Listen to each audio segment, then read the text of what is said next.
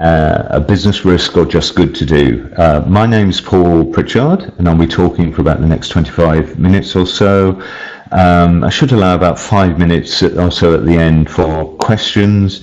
You can ask questions via the chat feature, and I'll try and pick up on those at the end. So just before I get into the presentation proper, I'd just like to say a little bit about the actual title itself. Looking at it, of course, it's highly desirable that things are just good to do. And of course, there are all sorts of different business risks, some of which are important and some less so. So I suppose the subtext to the heading is really whether sustainability, environmental sustainability primarily, is a significant business risk, or is it really just window dressing? What are people doing? Is it important and significant? So that's the kind of main thrust I want to talk about over the next few minutes or so. So I'm going to start with a little bit of a history of both risk management and environmentalism, hopefully give a little bit of context to some of the points that I'm going to make later on, and also an element of personal history in here, talking about how I've ended up in my role and the sorts of things that occupy my day. So I think thinking about risk management, particularly as a discipline or a science, quite often people cite the example of Pascal and Fermat, their correspondence around a dice game and calculating the probability of throwing 2 sixes. And I think that's one of the early examples where people are thinking about probability in a numerical sense and quantifying it. So that's kind of developed, obviously a lot developed on from that. Another stream, I would say, comes through the insurance side, and perhaps the best known early example of this is Edmund Halley of the Comet fame and his work on mortality rates in a town in Germany or Poland now, I think it is. So the concern there is doing statistical analysis on life expectancy, so people can calculate insurance premiums and so on. That led to the whole actuarial profession, the life insurance business, and I think has been instrumental in the development of the strand of risk management, corporate risk management, that's really underpinned by insurance, or historically been underpinned by insurance buying. I think there are other threads as well.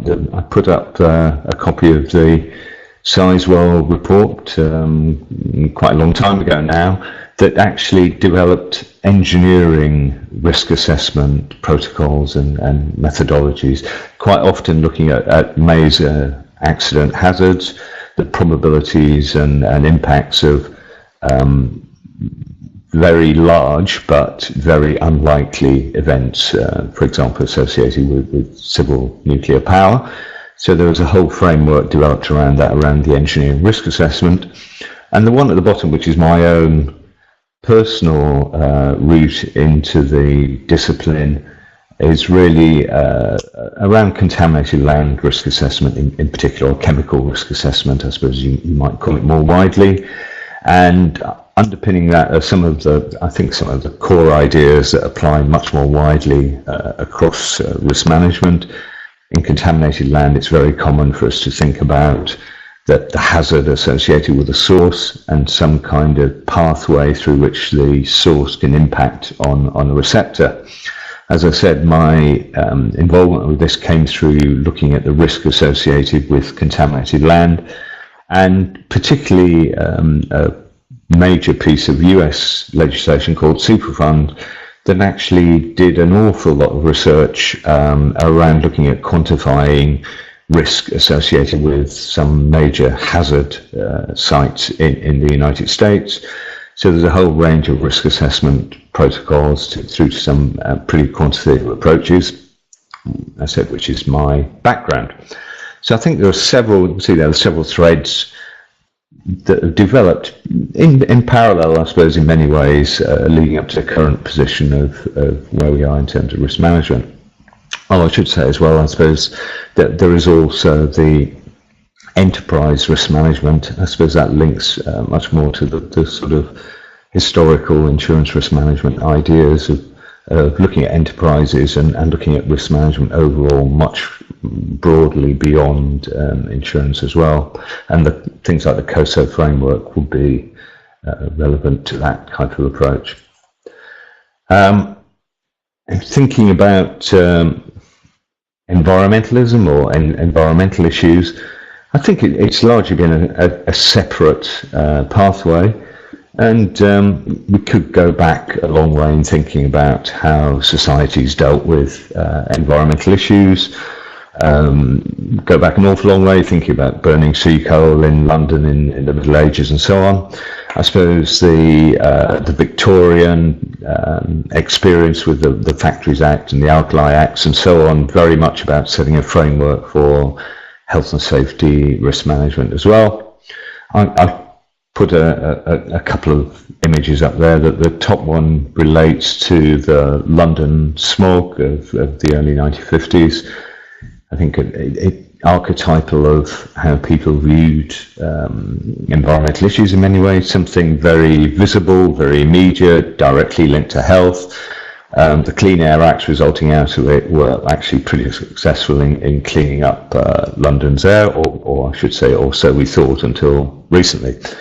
There have been separate strands to this, and I think the 1960s probably most people recognise as a decade when we saw the rise of activism and environmentalism.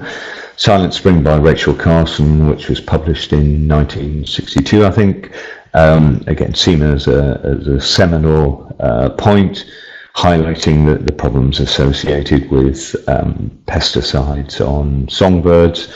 And the bottom one, I think, is a Greenpeace demonstration about whaling, and that's probably about the early 70s. So pressure groups, a greater public consciousness of the impact of our society on the environment. That's developed. I don't think necessarily in a straight line, but it's developed. And again, one example that's cited as being an important turning point was in 2006 particularly in relation to climate change, the film, Al Gore's film on An Inconvenient Truth. And there'd been an awful lot of discussion prior to that about how rarely it is an issue, what the impacts are, etc., a lot to do with the science. Still issues after that, but I think there was definitely a turning point there in the perception of it as an issue, an important issue, and so on.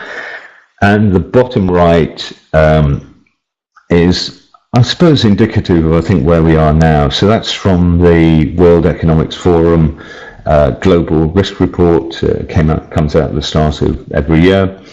And I think an approach that's be familiar with most people on the line, the sort of likelihood impact graphing there, with in their top right of top global risks over the next 10 years, I think about 5 or 6 of them are either directly or indirectly linked to environmental concerns, with climate change, mitigation and adaptation in there, but other things like water crises and extreme weather events in there. So we've moved from a point of being maybe a kind of fringe interest to a point where we're now at global businesses recognizing that these are some of the major issues that we face and the major risks that we face going forward. So I was put up this slide here and particularly reference the UK Climate Change Act. Not only because I think it's probably one of the most significant pieces of legislation in this area. I mean, it's significant globally, I would say. But I think it also emphasizes some of the differences between environmental risk and health and safety risk. So I don't think the Climate Change Act, it's 10 years old now, has necessarily had that many direct implications on people looking at managing their own site operations with businesses. Things about reporting in there, but not huge changes. But of course, climate change is not just a national issue, it's a global issue. And the response of needing to decarbonise in the Climate Change Act setting targets forward to 2050 implies huge economy-wide changes. And the UK, I think, was pretty groundbreaking in setting this legislation, not only committing itself to forward-looking carbon budgets and reduction pathways to 2050, but also by setting up an independent body, the Committee on Climate Change, to actually review action against it. Now, I think what we've seen and what the graph shows is what looks like quite successful, and I suppose is quite successful in terms of reduction. The reductions to date have mostly been around changes in the power system, fuel switching and so on. But looking forward, there are going to be very, very significant sector-related implications associated with decarbonisation. Some sectors are going to be very, very significantly affected, but I think pretty much everyone, including service businesses, are going to be affected in some way or other. So, very important piece of legislation. Doesn't necessarily, or certainly when it came in, didn't necessarily have direct impacts on business. But as we see those impacts feeding through more and more going forward, huge strategic implications for individual businesses and the wider economy going forward. Thinking about the title itself, and again, this is a bit of my own background as well. That there was a typical description of the sort of role that I had in a business a few years ago, not so many years ago, would be around corporate social responsibility. And on the slide, I've got a cover of a publication which I thought was from the 1980s by the address, but I suspect might even be a little bit later.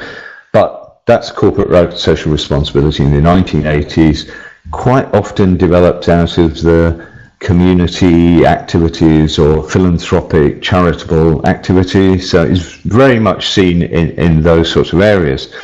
And the lady who's one of the editors on that publication, the CSR Part 1, was also the main editor on the publication on the right, which I think is kind of indicative of the shift that we've seen in the whole discipline over the last sort of 20 years or so, from a nice, engaging people, being good to the community, doing some good stuff, as the title of the presentation implied, to actually this being something about the success of the business going forward.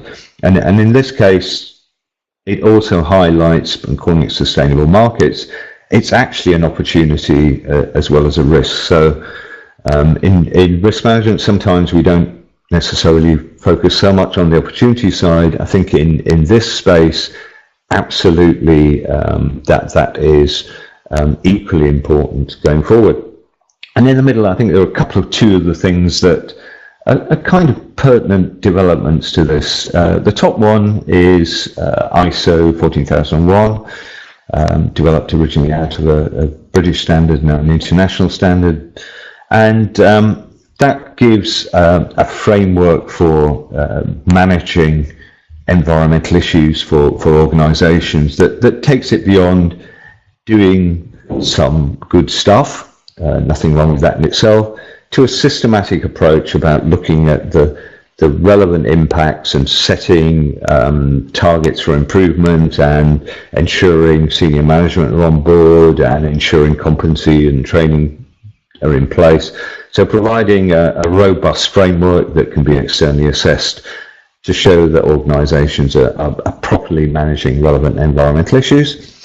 And possibly even more important, certainly in the last few years, has been the development of the Sustainable Development Goals.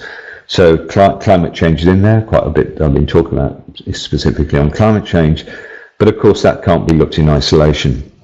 And moving on from the UN Millennium, if I can say it correctly, Millennium Development Goals, we've had the Sustainable Development Goals that we're starting to see organisations using as a framework for their own activities going forward. So reporting what their activities and actions and their strategy and how it links to the resolution and the ambitions within those Sustainable Development Goals. So in summary, moving from yes, nice to have, we're doing some good stuff, aren't we a nice organisation, to actually a fully integrated part of our business with an opportunity aspect, but also a risk aspect to it. And my own recent involvement, as I've worked in the finance sector for quite a long time, in insurance and investment management. And I think one of the most significant current developments is perhaps a little bit under the radar for many people, and it's called TCFD, or people commonly call it TCFD. So it's the Taskforce on Climate-related Financial Disclosure, and we're really in the developmental phase for this before the full implications, certainly as I would see them, become apparent to businesses. And this came about from the G20 Financial Stability Board, and it was concerned about the impacts of climate change related issues on the finance sector overall, and looking at how they might assess and manage associated risks. And they came out with some recommendations last year on what organisations, that's all organisations, not just financial services, should disclose in order that banks and insurers and investment companies can actually properly assess the risks. And a couple of things that I think are very interesting about it. It certainly considers the sort of physical risks, which are commonly the things people associate with climate change, so extreme weather events and also changing weather patterns as well. So that's definitely in there. But I think equally important, it's also looking at the potential risks to businesses associated with what it calls transition risks. And these are essentially associated with national, international policy and changing regulation, things like a carbon tax and encouragement or discouragement for certain technologies, and not least reputation risk for organisations that maybe aren't doing as much as they should do. So that's appeared last year, and we're kind of going through the process at the minute for the banks and the insurers and the investment companies for looking at what they're going to require businesses going forward, how they're going to require them to deal with this, and what they're going to require in terms of disclosure. And this is actually taken from the TCFD report last year, and it's got various things it expects organisations to disclose. So governance, how is it built into the governance structure for an organisation, and metrics and targets, so carbon impact, carbon impacts and targets and so on. So they're relatively straightforward. I think a lot of organisations will be reasonably familiar with that. But I think when we get into the strategy and the risk management, then it starts to get really interesting. So if we look at risk management and the element C there in the bottom of it, how financial services companies are actually integrating climate-related risks into their overall risk management framework, which to me implies that they're monetizing these risks. And one of the ways that they'll be doing that is actually within the guidelines, which is using scenario analysis to look at the sorts of risks that organizations could be facing in the next 1, 2, 3, 5 years or so on. Explicitly says about long-term and short-term risks. Now, I think one of the things that we've learned from the major engineering risk assessments are approaches to dealing with uncertainty, and there's a huge amount of uncertainty about this in terms of timing, actions of timings, and so on. So actually, if we look at that experience, I think when it's applied through a scenario analysis process, it's actually going to show fairly early stage impacts for banks and insurers and investment companies.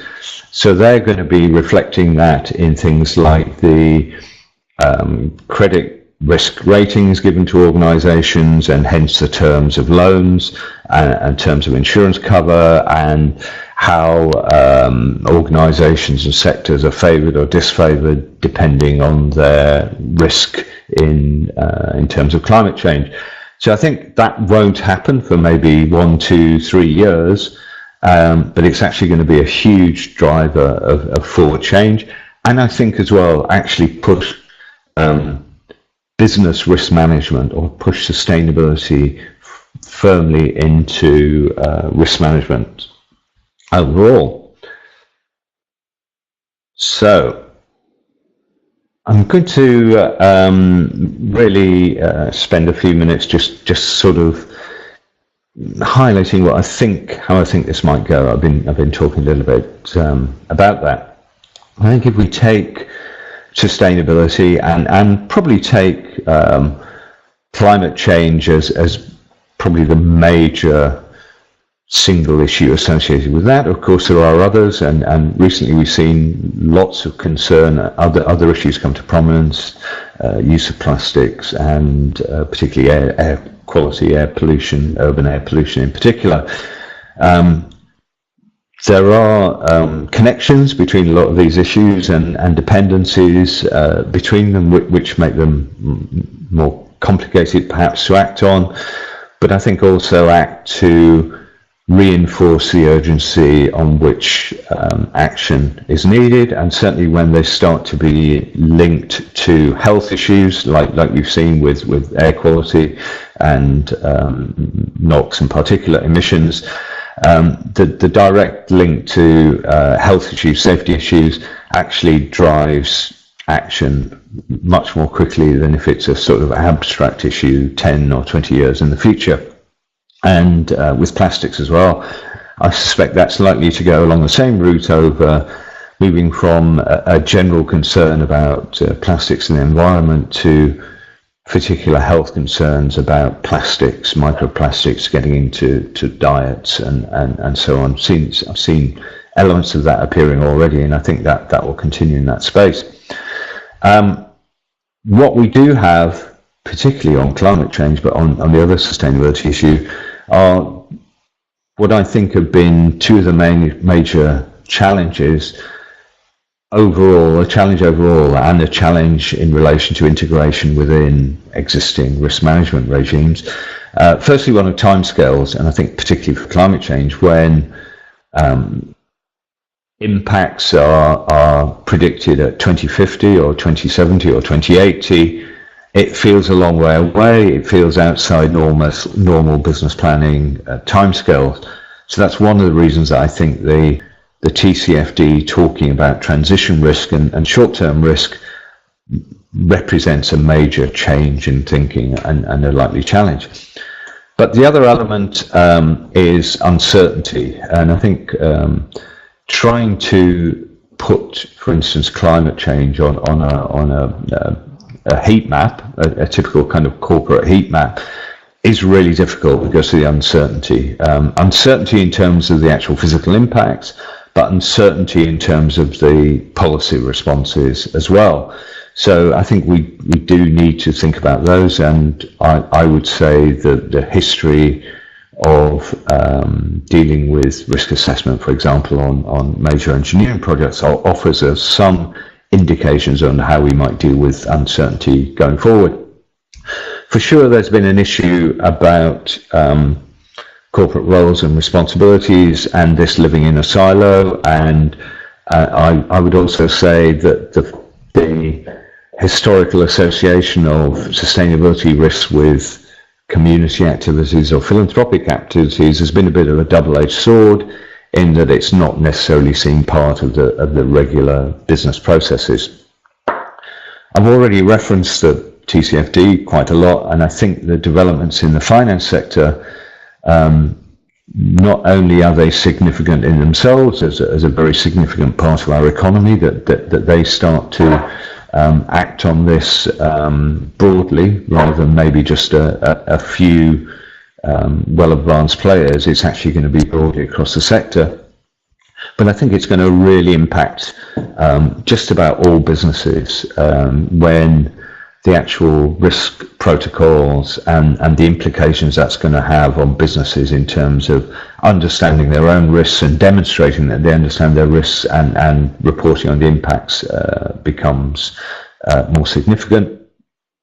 The UN Sustainable Development Goals, we're starting to see that much more centrally, and I think the focus on climate change is likely to broaden out to include these other aspects of sustainable development goals. Sometimes actions in one area can adversely affect the other, so I think there'll be a need to look right across these goals and actually consider overall business operations in terms of that. And I think last but certainly not least is something that I've heard a number of times over quite a long period, that we're experiencing a generational shift in attitudes, that the generation coming through are much more concerned about the environment and so on. So to be honest, I've usually been quite skeptical of that, and but I think excuse me, there is increasing evidence, I think, that there is a genuine shift in attitudes now, and I think one example that I would use on that is the growth of interest in veganism and vegetarian diets, and linking that not only to health and ethics, but also to the environmental impacts. I would have been very doubtful that there would be very much serious discussion about the impact of diet in relation to climate change even a couple of years ago, but that's really changed, and I think again that's likely to influence the future way on not only in issues that are already kind of front of mind like air quality and plastics, but in terms of other issues going forward. So overall, I'll just conclude by saying that it's actually a really interesting time that we're at the moment, and I think we have these separate elements of risk management, from health and safety, insurance, whatever else, that have developed separately, and it looks very much to me like they are coming together over the next couple of years, or 2 to 5 years, I think in particular. And it's going to be a really interesting time. And I certainly think there are going to be major challenges going forward. But as it actually said in the TCFD, I think there are going to be major opportunities for people that are able to work across those disciplines and break down the silos going forward. So with that, I will close out, and I can see that there's some questions coming in there, a couple of questions coming in there. A very good one, the first one from Ralph Weaver. So I'll just move on to the questions. As I said, if you can just submit them through the chat line if you wish. But the first one from Ralph is, yes, TCFD, that's the Financial Stability Board of the G20 economies, set up a group to look at the risks associated with risks to the financial services associated with climate change, and TCFD is the Taskforce on Climate-related Financial Disclosures. It's a little bit of a mouthful, but I think certainly absolutely worth following closely for anyone in this space. There's another question here on awareness and bringing awareness for establishing clear roles and responsibilities on climate change effects. Really good question, and I think I've sort of touched on it a little bit in the sense that historically it hasn't been clear at all, and in some organisations the E's been added on to H&S, which in some ways I think is good, because there's a tradition of looking at skills and competencies, for example, in health and safety, and adding on the E to it means that gets dealt with in the same way. However, the extent to which that's been integrated into sort of strategic thinking, I think has been pretty limited in lots of ways, and even with companies that are going through things like ISO 14000. It's one of the reasons that I think that the TCFD guidelines are so significant, that it's going to be the companies, insurers, investors and bankers that are going to be looking for evidence of this being treated as a strategic issue. But I think it's an absolutely critical thing who owns this, and making sure that there's a clear role, clear line to the top of the organisation. Let's see, there's a couple of ones coming through there. Right, we've got one there about decarbonisation and the relevance of water scarcity and emerging risk and opportunity, and about the water intensity of vegan products. Another excellent question, and I think my own personal view is that water-related issues are probably the most likely way that climate will manifest itself in the near future, more so than major extreme weather events and so on. So I think it is currently not regarded at the same level as hurricanes and floods and extreme weather in that sense, but absolutely it's fundamentally more, it's going to be really important. It's going to be really important for organizations in terms of looking at their value chain and the water risks within their value chain. And that's not just for companies that have suppliers with water intensive processes, because water is a geographic risk. It's actually if you've got your business in a water sensitive area. And it goes on to ask a little bit about the related water intensity of vegan products. I think that highlights the issue of interconnections, that the absolute need not to just look at one issue in isolation. So if you're looking at water intensity, absolutely for sure, when we're linking that to diet, we need to think about the relative water impacts as well as the carbon impacts of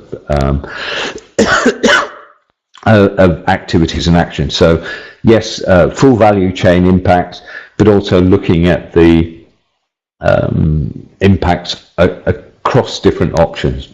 And it's not always win-win, so difficult. How do we reconcile the role of industrialists and the environmental challenge now facing the world? Wow. Yeah, that I guess that's the fundamental one in many ways. I would say that I'm basically optimistic, and that some of the developments that we've seen in the last couple of years are positive. And I think if we have a real shift in attitudes, then businesses can do a lot in isolation, but they can't do everything. So it's actually in conjunction with wider society attitudes and the policy framework. I think where I see things going are maybe the role of businesses, particularly their lobbying and their policy positions, particularly if we look to decarbonise. That's going to have lots of impacts, different by sector and sector. sector. So the role of the businesses take in lobbying as well as managing their own value chains, so beyond their own boundaries, I see as being two critical areas.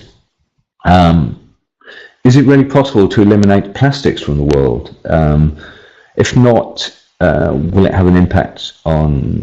Will it have its impact on climate change? I'm not sure it is either possible or even desirable to eliminate plastics totally. I think they've got. I'm a chemist originally, and I think there are lots of there are incredibly useful materials with some fantastic applications. I think that absolutely misuse of plastic packaging being a key one, microplastics being another one. I think we're at a really early stage in this journey, and the concerns that we've had to date around plastic bags and marine plastics are really only the first step. That the next step is actually looking at things like plastic packaging in total, and then we're actually looking at the role of plastics in society overall. And I suppose how we deal with them it's certainly relevant to climate change, whether we end up burning them or not. It's certainly, but very challenging. Again, somewhat optimistic in the sense of now it's getting the attention that I think some people felt it's deserved for quite a long time, and certainly I see that one growing much more over the coming years and getting much more fundamental. So it's beyond bags and ocean plastic to actually looking at much more fundamental challenges around its use overall.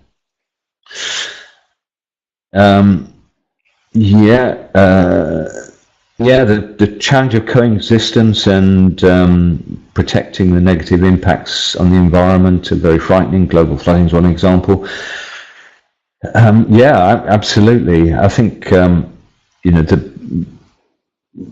absolutely we should be really aware of the very, very major impacts that and physical impacts that climate change can have, particularly on less developed economies. I think reflecting an earlier question, in one way, the change in the discussion to say it also gives an opportunity for businesses in particular, society in particular, to view it as an opportunity to change and be sustainable, as in, i.e. operating over the long term, it is a good one. But yeah, absolutely should never forget those sorts of major impacts. Question here from James about carbon capture and storage, about it being, is it a feasible method? I think it is, and I think it was one of the worst political decisions of recent years to cancel the CCS pilot. The UK has particular advantages, I would say, in terms of looking at CCS, in terms of the infrastructure and the skills base that we've got there. Clearly the cost is an issue as well as developing the technology. There's a report that's just come out from the Transition Commission where it's sort of considered the role of CCS, and it does conclude that it has a significant, if not overwhelming, role in terms of offsetting climate change. I must admit, I do see it as a really important tool, particularly for sectors that are going to face real difficulties in decarbonising, and the competition between sectors going forward. So if we want to continue flying, and if which sector has first call on biofuels, for instance, if it's aviation or not. The very limited carbon budgets that we're going to have are going to pose real problems for industries like cement going forward. So some excellent questions there. I think that's about it at the moment. So thank you very much indeed for your attention, and some great questions in that. Oh, I think there's one coming through, a couple coming through now. I'll just hang on a minute and see. Oh, okay. Thank you, James. And, so thank you very much for that. I understand the presentation will remain online if anybody wants to catch up with it, or you think some of your colleagues or others might be interested in it. And thank you for your attention, and enjoy the rest of your day. Thank you. Goodbye.